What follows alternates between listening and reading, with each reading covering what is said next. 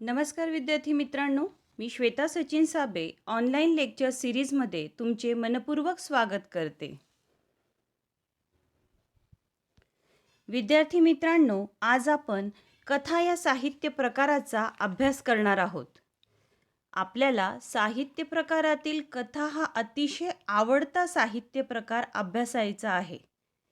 कारण विद्यार्थ्यांनो, कथा या लहानांपासून मोठ्यांपर्यंत सर्वांनाच ऐकायला आवडतात. लहानांपासून अबालवृद्धांपर्यंत ऐकायला आवडतात, वाचायला आवडतात.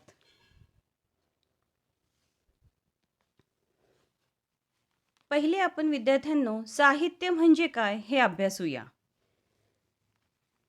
साहित्य प्रकार म्हणजे काय हे समजून घेत असताना साहित्य म्हणजे जीवनानुभव, साहित्य म्हणजे जीवनभाष्य असे साहित्याविषयी म्हटले जाते. का असे म्हणतात बरं? तर विद्यार्थ्यांनो, आपण ज्या कथा कादंबऱ्या वाचतो त्यातील विषय हा आपल्याला रोजच्या जीवनातील घेतलेले असतात. म्हणून जीवनानुभव, जीवनभाष्य असे म्हटले जाते. साहित्य हा समाजाचा आरसा असे सुद्धा आपण म्हणतो. कारण साहित्यातील विषय हे आपण राहतो त्या समाजातील असतात. आपल्या भोवताली घडलेल्या घटनाच साहित्यात आपल्याला वाचायला मिळतात. म्हणून समाजाचा आरसा असे सुद्धा त्याला म्हटले जाते.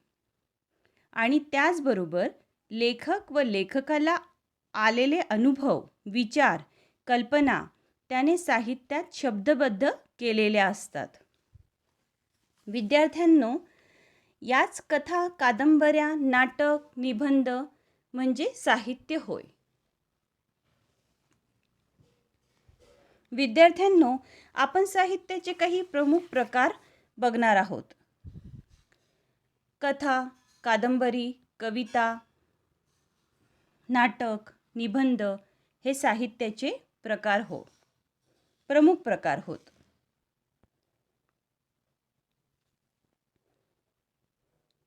कथेची उद्दिष्टे काय आहेत बरं ते जाणून घेऊया. विद्यार्थ्यांनो, आपल्याला आज कथा या साहित्य प्रकाराची ओळख करून घ्यायची आहे. त्याचबरोबर आपल्याला आपल्या भाषिक कौशल्यांचा विकाससुद्धा कथा या साहित्य प्रकार अभ्यासताना होतो हे लक्षात घ्यायचे आहे. आपले भाषिक कौशल्य कोणते? तर भाषण, संभाषण, श्रवण, लेखन, वाचन ही कौशल्येसुद्धा कथा या साहित्य प्रकाराचा अभ्यास करताना विकसित होत असतात. कथेचे सादरीकरण ही एक कला आहे हे लक्षात घ्या. विद्यार्थ्यांनो, आजकालच्या काळात कथाकथन क्षेत्रात व्यावसायिक संधी उपलब्ध होत आहेत. त्यामुळे सादरीकरण हा पैलू महत्त्वाचा आहे. त्याचप्रमाणे आपल्याला कथेची पूर्वपीठिका, घटक, वैशिष्ट्ये हेही जाणून घ्यायचे आहे. ही झाली विद्यार्थ्यांनो कथेची उद्दिष्टे. आता आपण कथा म्हणजे हे जाणून घेऊया. कथ या मूळ धातूपासून कथा हा शब्द प्रचलित झाला. कथ म्हणजे सांगणे, निवेदन करणे. विद्यार्थ्यांनो, आपले अनुभव, विचार, कल्पना, एखादी घटना, एखादा प्रसंग दुसऱ्याला सांगणे हे आपल्याला आवडते. यातूनच कथेचा जन्म झाला. कथा या शब्दाचा शब्दशः अर्थ गोष्ट, कहाणी, हकीकत, वर्णन असा आहे. प्रारंभीच्या कथेचे स्वरूप मौखिक होते. सोप्या, सुटसुटीत, रसाळ शब्दात पूर्वी गोष्ट सांगितली जाई. अशा गोष्टींचा हेतू मनोरंजन करणे व अप्रत्यक्षरित्या बोध देणे असा होता. पुढील काळात मनोरंजनाबरोबर एखादा विचार, भावना, एखादी घटना, प्रसंग वाचकांपर्यंत पोहोचवण्यासाठी कथा लिहिल्या गेल्या. कथेची निश्चित एक व्याख्या करता येत नाही. तिचे स्वरूप स्पष्ट करता येते. कथेमध्ये घटना, कथाकथन, पात्रे असतात. कथेच्या विषयानुसार विशिष्ट वातावरणही असते. समर्पक निवेदन शैली असते. प्रत्येक कथेत हे सर्व घटक असतीलच असे नाही. एखाद्या कथेत पात्र महत्त्वाची भूमिका करतात, तर कधी लेखकाच्या दृष्टिकोनाला महत्त्व दिलेले असते. अशा प्रकारे कथा म्हणजे पात्रे, प्रसंग, संघर्ष, गुंतागुंत, विचार, वातावरण, निवेदनशैली अशा सर्व घटकांचे सुसंघटित प्रकटीकरण म्हणजे कथा.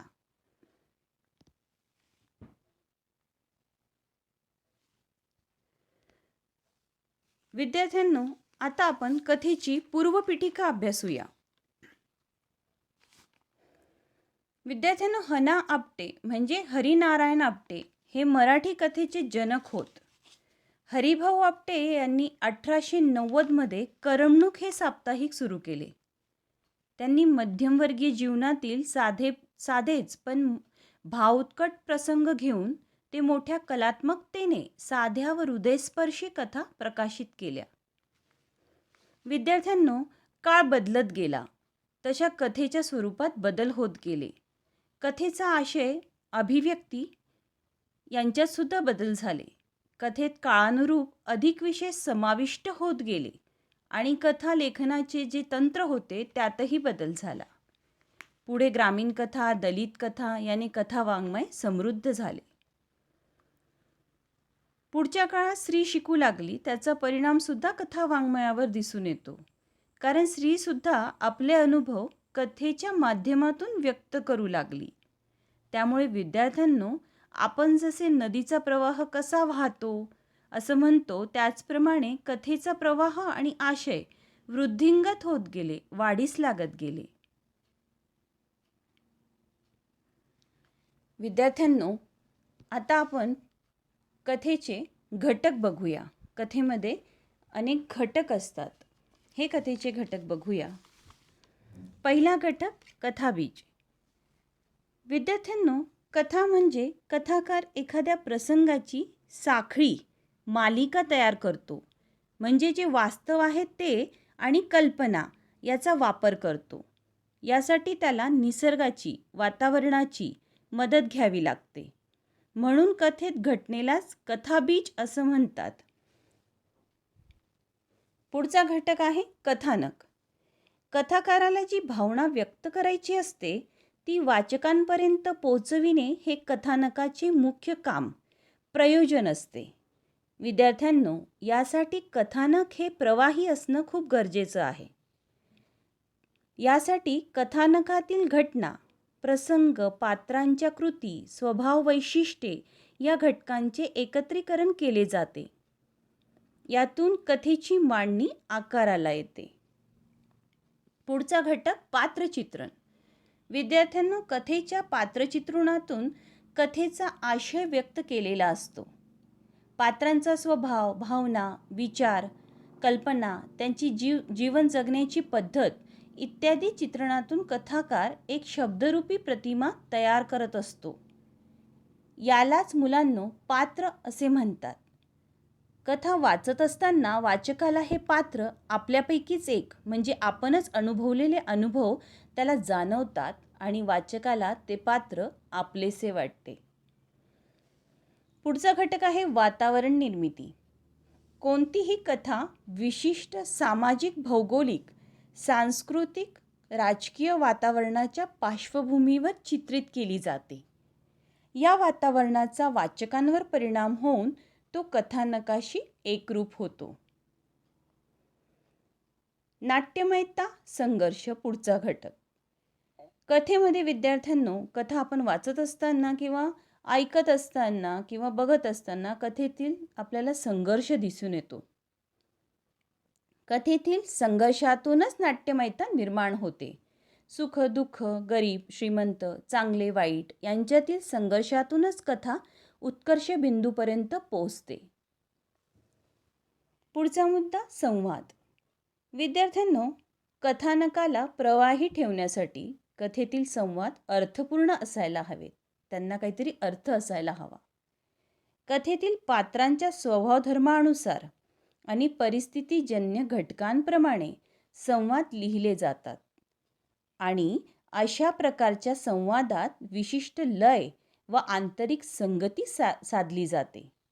म्हणून कथेतील संवादातून रसनिर्मिती व रसपरिपोष होत असतो असं आपण म्हणतो. विद्यार्थ्यांनो, पुढचा घटक भाषाशैली. कथेचे कथानक भाषेच्या आधारे आकाराला येते. कथेतील पात्रांच्या स्वभाव वैशिष्ट्यानुसार व कथेतील वातावरणानुसार भाषेची योजना केली जाते. कथाकाराचा दृष्टिकोन, त्याची अनुभव घेण्याची पद्धत यानुसार कथेचे भाषारूप व भाषाशैली निश्चित होते. कथा लिहिताना साधारणतः प्रमाणभाषा आणि बोलीभाषा यांची सरमिसळ केली जाते. कथा पूर्णपणे बोलीभाषेतही लिहिली जाते. विद्यार्थ्यांनो, हे झाले कथेचे घटक. वरील घटकांशिवाय कथेचे प्रारंभ, मध्य व शेवट असे 3 टप्पे मानले जातात. वाचकांना कथेत पुढे काय अशी उत्कंठा लागली पाहिजे, म्हणून कथेची सुरुवात आकर्षक व नाट्यमय असायला हवी. कथेत आशय म्हणजे विषय व अभिव्यक्ती या 2 गोष्टींना फार महत्त्वाचे स्थान आहे. सूचक व अर्थपूर्ण शीर्षक याला सुद्धा कथेत महत्त्व आहे. विद्यार्थ्यांनो, आपण कथेचे घटक अभ्यासले. आता आपण कथेची वैशिष्ट्ये अभ्यासूया. मराठी कथा अनेक वैशिष्ट्यांनी नटलेली आहे. पहिलं वैशिष्ट्य, कथा मनोरंजन करते. गोष्ट सांगणे व गोष्ट ऐकणे ही एक नैसर्गिक क्रिया आहे. काऊचे घर होते शेणाचे, चिवचे मेणाचे ही कथा आजही प्रत्येक आजी आपल्या नातवंडांना सांगते. काळानुसार त्यात थोडाफार बदल झाला आहे. लहान मुलांपासून वृद्धांपर्यंत कथा सांगायचा व ऐकण्याचा आनंद हा लुटला जातो. तो कथेच्या मनोरंजकतेमुळेच. दिवाळी अंकातही कथेला मानाचे स्थान आहे, ते तिच्या मनोरंजकता या वैशिष्ट्यामुळे. कथेचे दुसरे वैशिष्ट्य, कथेमुळे सुसंस्कार होतात. कथेच्या माध्यमातून मूल्यविचार रुजवता येतात. मानवता, सत्य, समता, न्याय, स्वातंत्र्य, बंधुभाव, धैर्य, संवेदनशीलता, दया अशा कितीतरी मूल्यांचा संस्कार कथा करते. कथेत आदर्श व्यक्तिमत्वाचे चित्रण करून मानवी मूल्यांचे संस्कार घडवले जातात. सर्वसामान्य माणूस देखील आदर्श मूल्यांच्या आधारे सद्गुणांच्या बळावर मोठी उंची गाठू शकतो, हे कथेच्या माध्यमातून वाचकांच्या मनावर ठसवता येते. तिसरे वैशिष्ट्य आहे, कथा वाचकांची उत्कंठा वाढवते. वाचकांची जिज्ञासा रोखून ठेवणे, आता पुढे काय होणार अशी उत्सुकता वाचकांच्या मनात निर्माण करणे हा कथेचा हेतू असतो. कथेतील पात्रे आणि प्रसंग यांचे चित्रण अशा कौशल्याने केलेले असते की वाचक त्यात तल्लीन होऊन जातो. कथेतील वातावरण चित्रणातून व लेखनशैलीमुळे कथानक वाचकाला खिळवून लावते. पुढचे वैशिष्ट्य आहे, कथा एककेंद्री असते. अगदी बरोबर. कथा व कादंबरी यामध्ये हा महत्त्वाचा फरक आहे विद्यार्थ्यांनो. कथा ही लघु म्हणजे लहान असते. कथेतील पात्रे, प्रसंग, वातावरण मर्यादित असतात. त्यामुळे अनुभवांचे रचनेचे एककेंद्रित्व हे कथेचे वैशिष्ट्य आहे. पुढचे वैशिष्ट्य, कथा भूतकाळात लिहिली जाते. कथा कधी वाचत असताना या वैशिष्ट्याकडे लक्ष द्या. कथेत होऊन गेलेल्या घटनांविषयींचे किंवा एखाद्या घडलेल्या प्रसंगाबद्दलचे निवेदन असते. उदाहरणादाखल, आटपाट नगरीत एक राजा होता, एक राणी होती, किंवा गणेश उत्सवात असा प्रसंग घडला, तेव्हा त्याचा असा परिणाम झाला, असे वर्णन असल्यामुळे कथा लेखनासाठी भूतकालीन निवेदन शैली वापरली जाते. पुढचे वैशिष्ट्य, कथेच्या माध्यमातून जीवनाचा वेध घेतला जात असतो. कथा ही जीवनस्पर्शी असते. समाजातील अतिश्रीमंत व्यक्ती असो किंवा तळागाळातील गरीब, पुरुष असो किंवा स्त्री, प्रत्येकाच्या जीवनात काहीतरी घडलेले असते. त्याच्याही जीवनात समस्या, संघर्ष, भावभावनांचा कल्लोळ असतो. कधी सुख तर कधी दुःख, कधी आशा तर कधी निराशा, या सगळ्यांचे चित्रण कथेत येते.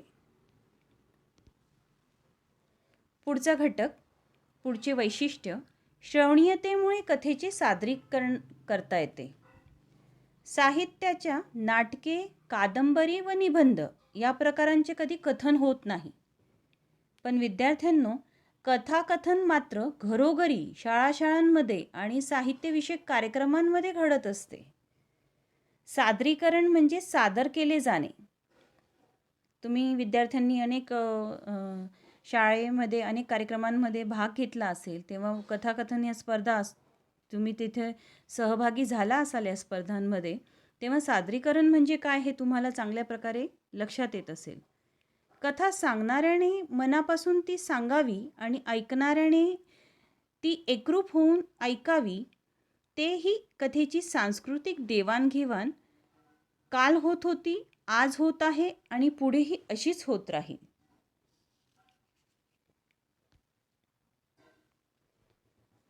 विद्यार्थ्यांना एवढ्यात मी तुम्हाला कथेचे सादरीकरण म्हटले, तर आपण आता कथेचे सादरीकरण हे कसे होते ते बघूया. कथेचे सादरीकरण ही एक कला आहे. कथेच्या सादरीकरणाचे तंत्र प्रयत्नाने साध्य होऊ शकते विद्यार्थ्यांनो. त्यासाठी मुखवाचन व प्रकटवाचन करण्याचा सराव, विविध कथा लेखकाची लेखनशैली, भाषेवर प्रभुत्व, शुद्ध व स्पष्ट शब्दोच्चार व सादरीकरण कौशल्ये यांचा अभ्यास करावा लागतो. अभिवाचन म्हणजे आहे ते व आहे तसे वाचून दाखवणे. कथा अभिवाचनाचे कार्यक्रम विविध निमित्ताने रंगमंचावर सादर केले जातात. कथा अभिवाचनाचा एकसुरीपणा टाळण्यासाठी एकाच वेळी अनेकांकडून केले जाते. त्यामुळे शब्दांवरची पकड, संवादातील चढउतार यातील विविधतेमुळे श्रोत्यांना आनंद मिळतो. तसेच कथेतील घटना, प्रसंग, व्यक्तिरेखा याचे आकलन होण्यास मदत होते. या कथावाचनाला जर पार्श्वसंगीताचा, त्याचप्रमाणे प्रकाश योजनेची, नेपथ्याची जोड दिली तर ते अभिवाचन श्रोत्यांपर्यंत अधिक परिणामकारकरित्या पोहोचते. कथाकथन. विद्यार्थ्यांनो, कथाकथन करणाऱ्या व्यक्तीला कथा सादर करायची असते. त्यामुळे कोणताही लिखित मजकूर त्याच्या हातात नसतो. त्याच्यासमोर श्रोता असतो. त्याच्याशी तो संवाद साधतो. लेखकाच्या मूळ संहितेत बदल न करता ती परिणामकारकपणे श्रोत्यांपर्यंत पोचवायची असते. कथाकथन करणाऱ्या व्यक्तीचे भाषेवर तर प्रभुत्व पाहिजेच, त्याचबरोबर वाचिक अभिनयालाही महत्त्व आहे. कथाकथन करताना कथेची निवड करणे फार महत्त्वाचे असते. कथा सादरीकरणाचा कालावधी व श्रोत्यांचा अवधान काळ याची सांगड त्याला करावी लागते. कथा ही संवादातून खुलत असल्याने प्रभावी उच्चारण, स्पष्टता, शब्दांचा गर्भितार्थ श्रोत्यांपर्यंत पोहोचवणे हे एकाच वेळी कौशल्यपूर्ण पण आव्हानात्मक काम असते.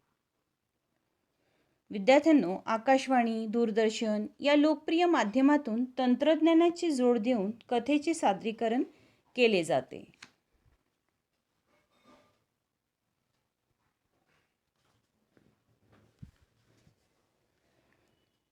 विद्यार्थ्यांनो, छपाईचे तंत्रज्ञान निर्माण होण्यापूर्वी कथा मौखिक रीतीने एकमेकांना सांगितली जात होती. आजची कथाकथनाची पद्धत टिकून आहे. निबंध, लेख, वैचारिक वाङ्मय, कादंबरी हे प्रकार कथनाद्वारेच वाचकांपर्यंत पोहोचवणे कठीण असते. पण कथा मात्र अजूनही कथन पद्धतीने वाचकांपर्यंत नेता येते. मौखिक परंपरेपासून सुरू झालेला कथेचा प्रवाह आजही सक्षमपणे खळाळता राहिलेला आपल्याला दिसून येतो.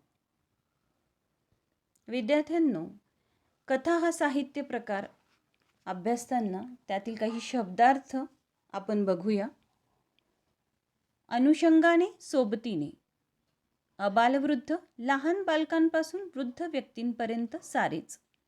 अभिव्यक्ती, व्यक्त करणे, स्पष्ट करणे.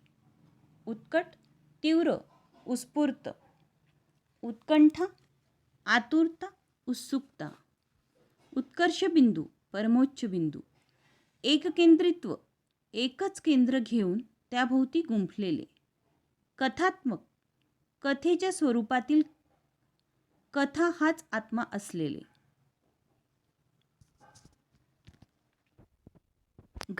घटना मालिका, साखळी घडणाऱ्या घटनांची शृंखला. चित्त आकर्षक, मन आकर्षून घेणारे. दालन, खोली. नित्य नूतन, नेहमी नाविन्य देणारे. निवेदन करणे, कथन. निवेदन शैली, कथन करण्याची पद्धत. परिस्थितीजन्य, परिस्थितीमुळे उद्भवलेले. प्रकटीकरण, व्यक्त करणे. प्रयोजन, हेतू, कारण, उद्देश. प्रवाहीपण, ओघ. बहुकेंद्री, अनेक केंद्रांभोवती गुंफले गेलेले. भावविश्व, भावनांचे विश्व. भावाशय, आशयाच्या स्वरूपात मांडलेला भाव. मूल्यविचार, संस्कार घडवणारे विचार. मौखिक, मुखाने उच्चारलेले. रचनाबंध, रचनेचा एक बांधील साचा. रसपरिपोष, साहित्यातील रसांचे जतन, जोपासना. वाक्प्रचार बघूया विद्यार्थ्यांनो. आकृष्ट होणे, आकर्षित होणे. उंची प्राप्त करून देणे, अतिशय चांगल्या दर्जावर नेऊन पोचवणे. एकचित्ताने ऐकणे, लक्षपूर्वक ऐकणे. एकरूप होणे, सामावून जाणे, पूर्णपणे गुंतणे. जवळीक साधणे, मनाने जोडले जाणे. तल्लीन होणे, मग्न होणे. धांडोळा घेणे, शोध घेणे. बांधील राहणे, एकनिष्ठ राहणे. वर्ज करणे, सोडून देणे, त्याग करणे. वेध घेणे, नेमकेपणाने टिपणे. वृद्धिंगत होणे, वाढीस लागणे. सरमिसळ करणे, एकत्र करणे. विद्यार्थ्यांनो, हे झाले वाक्प्रचार. विद्यार्थी मित्रांनो, तुम्हाला स्क्रीनवर प्रमुख कथाकार व त्यांचे कथासंग्रह दिसत आहेत. दमा मिरासदार यांचा मिरासदारी, वपू काळे यांचं गुलमोहर, शंकर पाटील यांचं वळीव आणि आशा बगे यांचं मारवा. अशा प्रकारचे कथासंग्रह तुम्ही मिळवा आणि जरूर वाचा. विद्यार्थ्यांनो, कथा हा साहित्य प्रकार आपला इथं संपतो. आपण इथं थांबूयात. धन्यवाद.